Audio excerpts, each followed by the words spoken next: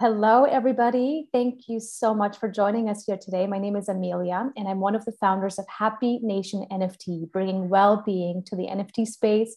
And with this collection, we will be able to support children's well-being. I would love to introduce to you today Grace French, founder and president of the Army of Survivors, one of the amazing nonprofit organizations that we have partnered up with. I'm so excited, Grace, to introduce to you today so that you can tell our viewers today more about you and your work. Happy to have you here. How are you today? I'm doing well. Thank you so much for having me. I'm really glad to be here. Yes, I am even more glad that you are here. I would love to start the interview by asking, introduce yourself. What is your role and function behind the Army of Survivors? How did you get into this line of work? Thank you. In 2018, I came forward about my own abuse I had suffered at the hands of an infamous doctor within the United States. I had seen him because was in gymnastics recreationally. I was a pre-professional in dance, and I came forward with my story with about 500 other survivors. When we did come forward, we found healing not only in the community that we had, but also in creating change in the space, because we wanted to make sure that what had happened to us didn't happen to anybody else.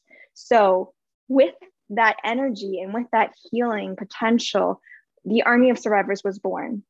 I, as founder and president of the Army of Survivors, created a group of about 40 of us survivors to create a vision for the future so that we could create lasting change and lasting healing for survivors of sexual violence within sport. Wonderful. And tell us more about the Army of Survivors. Go a bit deeper into the organization and the vision and the mission behind it. Yeah, so our mission is to create awareness, accountability, and transparency around sexual violence against athletes at all levels. We do that through our main activity pillars, which are resource creation, education, and advocacy. Within those three areas, we do many activities, really working to center the survivor voice in all of the work that we do and safeguard children within sport. So what's really unique about our organization is that we have survivor voices at the center. We have a majority survivors working on the organization. So we really tailor what we're doing in making sure that those with lived experience are driving the mission, are driving the programs and the vision that we have as an organization. Mm-hmm. You're located in Michigan, right? Yes. Yeah. And tell us, how big is the team? Yes. So we have 2 full-time employees and then 7 board of directors. Mm-hmm.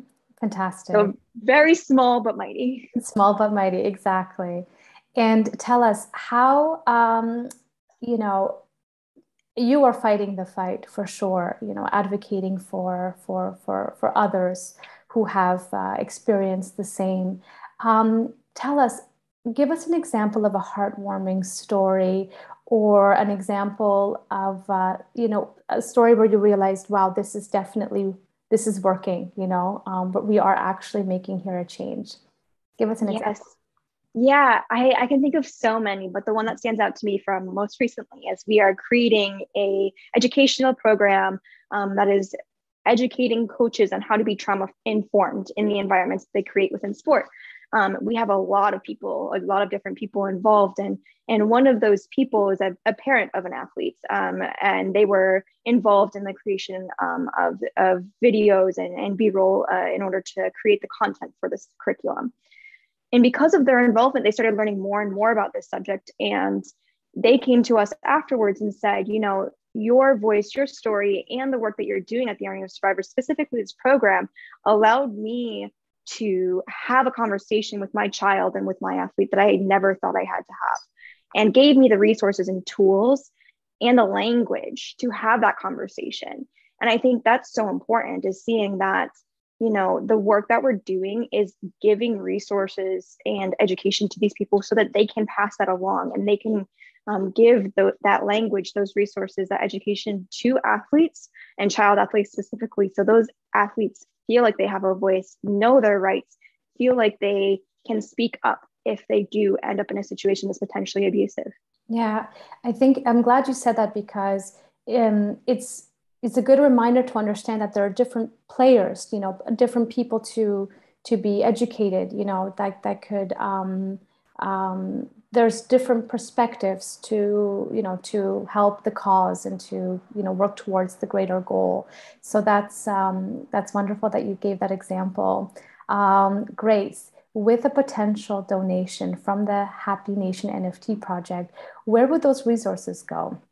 How could that help the Army of Survivors?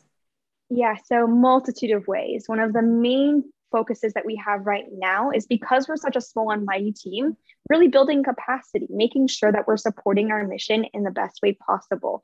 So this influx of potential donation would help with building that capacity, making sure that we have the support within our internal teams to really create change nationally and globally, supporting our mission. Yeah.